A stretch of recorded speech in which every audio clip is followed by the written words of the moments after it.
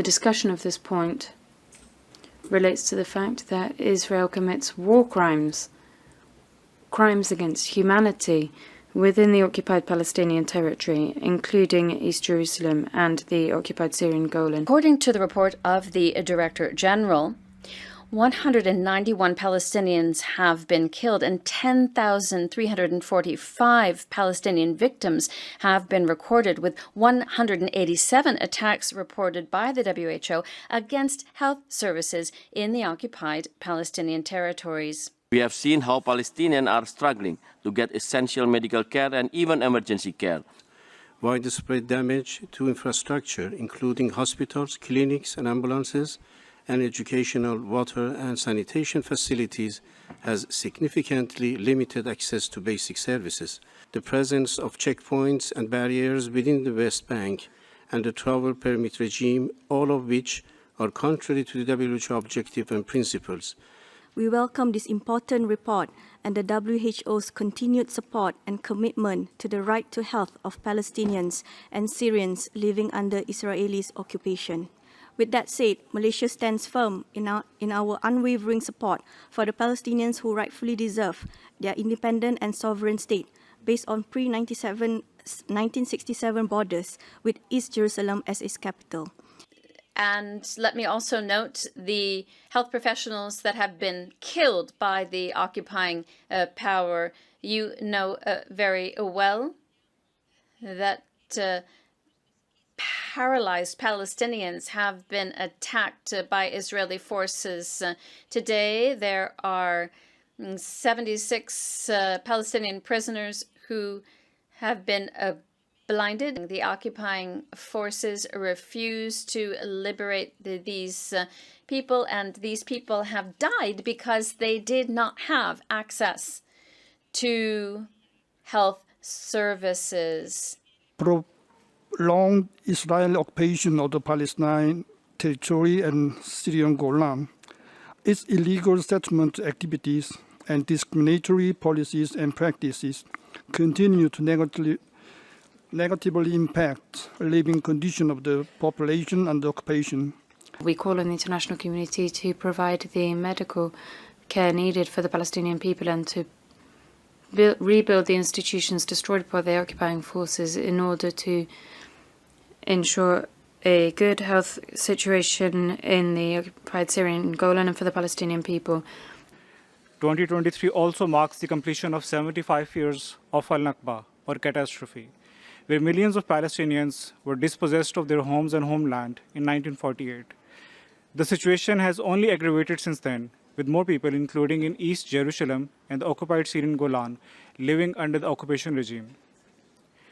It is common knowledge that the Palestinian people have been under prolonged occupation by Israel over the 75 years. The United Nations recently commemorated for the first time in its history the mass displacement of Palestinians from their land that was to become Israel and turned them into refugees almost overnight. Our position is clear.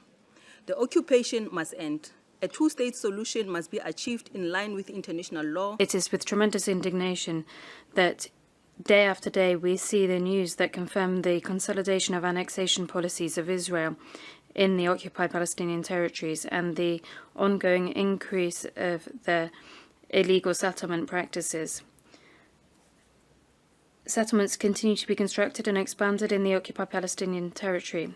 We see punitive demolitions, forced displacement of civilians, of hundreds of civilians, the blockade of the Gaza Strip, and plans to annex the Palestinian territories in the Valley of Jordan and other parts of the West Bank and East Jerusalem. Because the occupation continues, the Palestinian people are suffering, as are our brothers in the Syrian Golan. They lack access to health and education. Ambulances have been targeted for attack, and there is a lack of dignified living conditions. Our country would like to reiterate its firm commitment with the noble and heroic cause of the Palestinian people in seeking a lasting and peaceful solution to the Palestinian question based on a two-state solution with the borders of 1967 with East Jerusalem as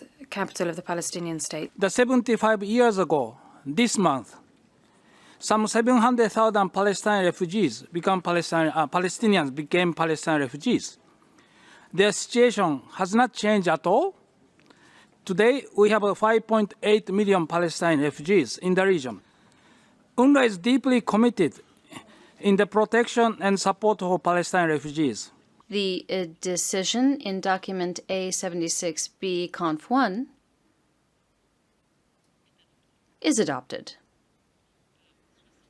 by 76 votes against 13 with 35 abstentions. Year after year, you turn a blind eye to what is happening on the ground and instead vote blindly on a politicized resolution that has not helped a single Palestinian for decades. Year after year, you allow the Syrian regime, who has murdered hundreds of thousands of its own people, who has systematically bombed hospitals, who has targeted doctors who help those fighting for freedom, who has tortured thousands in detention, who has used chemical weapons against their own people to whitewash their abhorrent crimes. To present a resolution with them and then say you care about health, now this is double standard. The WHO did indeed visit the Golan in 2017 and found that Israel gives anyone living in the Israeli Golan Heights the same access to the same quality of health care as people living in Jerusalem or anywhere else in Israel. All residents are equal, no matter race or ethnicity. This was noted in the report by WHO, a report that was sadly blocked by the Syrians, a report that the Secretariat caved in to the Syrian pressure and never published, a report that I have a copy, and I'm willing to share it with anyone here who is willing to read it. Earlier, the Palestinian delegation spoke about non-politicization of WHO. He spoke about non-politicization and then went on to accuse Israel of fascism. He went on to spread falsehood and lies. This resolution has never been consensual. It has never been non-political. It has been a ritual by states here in this very room since 1968. It is a decision that is stuck in time. It has been a tool, just like Palestinians use in nearly every multilateral arena to target my country. The vote today remains a constant stain on its credibility.